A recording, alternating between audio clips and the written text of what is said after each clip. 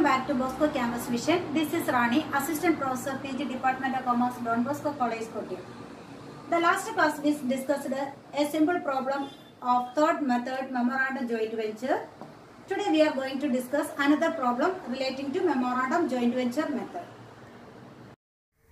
Today's problem is this: Rajiv and Sajiv entered into a joint venture whereby Rajiv would make all purchases and Sajiv would effect sales, for which Sajiv is entitled to a commission of 10% on sales. They share profit and losses equally.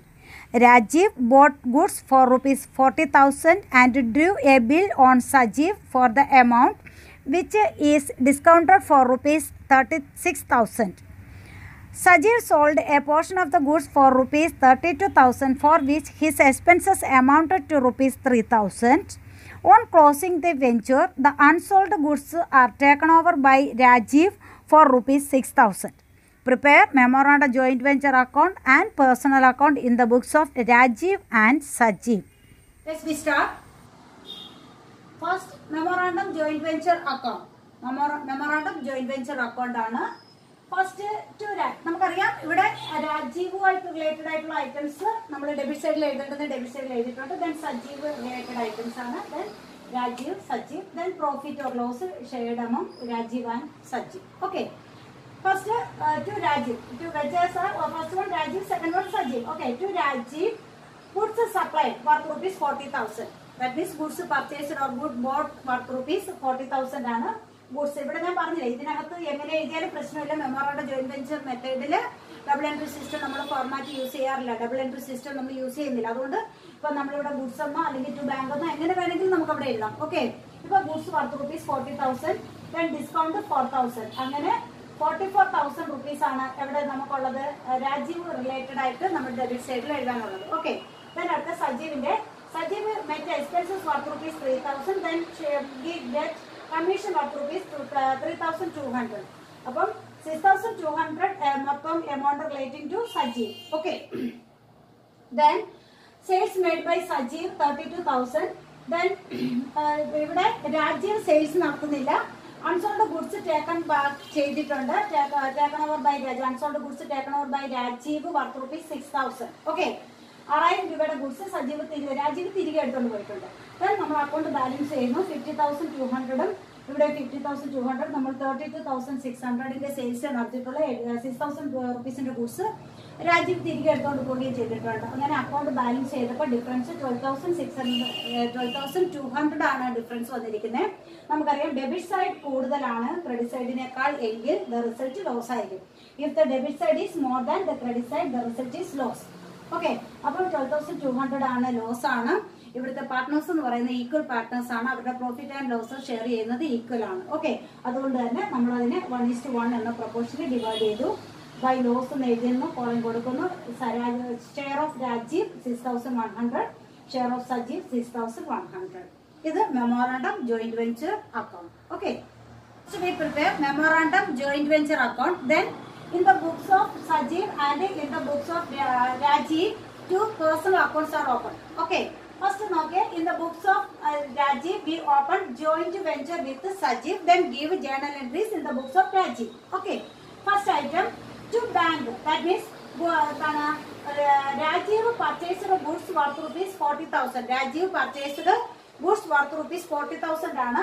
അപ്പൊ നമ്മൾ എന്താ എഴുതാ, to bank, ഇത് goods purchase ചെയ്താണ് 40,000 amount. Journal entry joint അല്ലെങ്കിൽ journal entry ലാസ്റ്റിൽ പറയാം. Okay, അടുത്തത് ബിൽസ് റിസീവബിൾ, ഡിസ്കൗണ്ട് ചെയ്ത ഫിഗർ ആണ്. ബില്ല് ഉണ്ടായിരുന്നു, ബിൽ 40,000 റുപ്പീസിന്റെ ബില്ലുണ്ട്. അത് 36 ബാങ്കിൽ ഡിസ്കൗണ്ട് ചെയ്തപ്പോൾ 4,000 റുപ്പീസ് അവർ ഡിഡക്ട് ചെയ്തിട്ടാണ് ബാലൻസ് തന്നെ. ആ ഡിഡക്റ്റഡ് എമൗണ്ട് എന്ന് പറയുന്നത് നമ്മുടെ ബിസിനസിന്റെ കോമൺ ലോസ് ആണ്. ഓക്കെ, അതാണ് ബിൽസ് റിസീവബിൾ എഴുതുന്നു. ബ്രാക്കറ്റിലെ ഡിസ്കൗണ്ട്, ദെൻ 4,000. ദെൻ നമ്മൾ ബിൽസ് റിസീവബിൾ ഓപ്പൺ ചെയ്തത് 40,000 റുപ്പീസ് ആണ് bill amount. Then purchases, that means എന്താണ്, unsold goods taken over by Rajeev ആണ്. Unsold goods taken over by Rajeev worth rupees 6,000. 6,000 രൂപയുടെ ഗുഡ്സ് ആര് തിരികെ എടുത്തിട്ട് പോയി, രാജീവ് എടുത്തിട്ട് പോയി.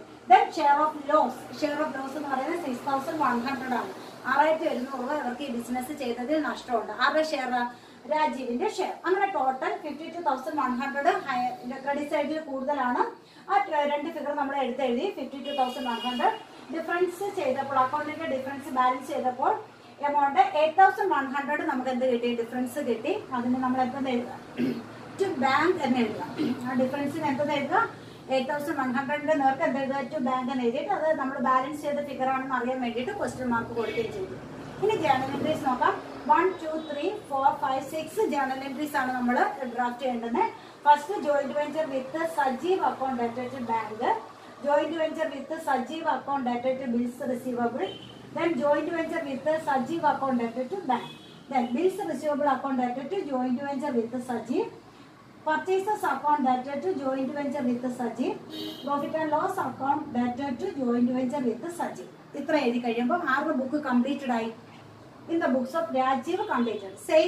സിമിലർ വേയിൽ നമുക്ക് ആരുടെ ബുക്കും കംപ്ലീറ്റ് ചെയ്യാം? സജീവിന്റെ ബുക്കും കംപ്ലീറ്റ് ചെയ്യാം. In the books of Sajeev joint venture with രാജീവാണ് ജോയിന്റ് വെഞ്ചർ വിത്ത് രാജീവാണ്. ഓക്കെ, രാജീവിനെ സംബന്ധിച്ചിടത്തോളം അത് ബിൽസ് റിസീവബിൾ ആയിരുന്നു.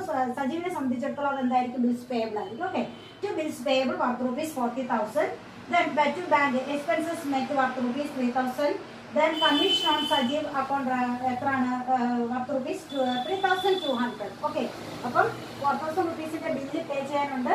എക്സ്പെൻസസ് മെറ്റ് ചെയ്തത് 3,000, then commission 3,200. then sale proceeds, sales നടത്തിയത് സജീവാണ്. സെയിൽ നടത്തിയത് 32,000 rupeesന്റെ സെയിൽസ് നടത്തി. then പിന്നെ സജീവിന്റെ ഷെയർ ഓഫ് ലോസ് എന്ന് പറയുന്നത് 6,100 ആണ്. അപ്പോൾ ഇത്രയും ഫിഗറാണ് നമുക്ക് എഴുതാനുള്ളത്. then അക്കൗണ്ട് ബാലൻസ് ചെയ്യുന്നു. എന്താണ്? 40,000, 43, 46,200. ഡെബിറ്റ് സൈഡ് കൂടുതലാണ്. 46,200 എഴുതി. 46,200 എഴുതി. ഡിഫറൻസ് കണ്ടുപിടിച്ച് 8,100. അവിടെ നമ്മളെന്തെന്ന് കാണിച്ചു? ബൈ ബാങ്ക് എന്ന് കാണിച്ചു. 8,100 rupees അവിടെ അക്കൗണ്ട് ബാലൻസ് ഞാൻ പറഞ്ഞില്ലേ. ഇവിടുത്തെ പ്രത്യേകത ഇതാണ്. പേഴ്സണൽ അക്കൗണ്ട് ബാലൻസ് ഒരാൾക്ക് കിട്ടാനുണ്ടെങ്കിൽ ഒരാൾക്ക് കൊടുക്കുക, ഒരാൾക്ക് കിട്ടിയെങ്കിൽ മറ്റൊരാൾ കൊടുത്തു. അതാണ് അത് മീൻ ചെയ്യുന്നത്. ഓക്കെ, 8,100 ഇവിടെ 8,100 തന്നെ കിട്ടി. ഓക്കെ, ഇവിടുത്തെ journal entry joint venture with Rajiv account debted to bills payable, joint venture with Rajiv account debted to bank, joint venture with Rajiv account debted to commission, bank account debted to joint venture with Rajiv, P&L account debted to joint venture with Rajiv, bank account debted to joint venture with Rajiv. ഇത്രയും ജേണലിൽ എഴുതി കഴിഞ്ഞാൽ ഈ problem complete ആയി കഴിഞ്ഞു. Okay, നന്നായിട്ട് ഈ video watch ചെയ്യുക, careful ആയിട്ട് നന്നായിട്ട് വാച്ച് ചെയ്യുക. അതിനുശേഷം ഈ പ്രോബ്ലം വർക്ക്ഔട്ട് ചെയ്യുക. നിങ്ങളുടെ നോട്ട്ബുക്കിൽ ഈ പ്രോബ്ലം ചെയ്ത് നോക്കുക. ഓക്കെ.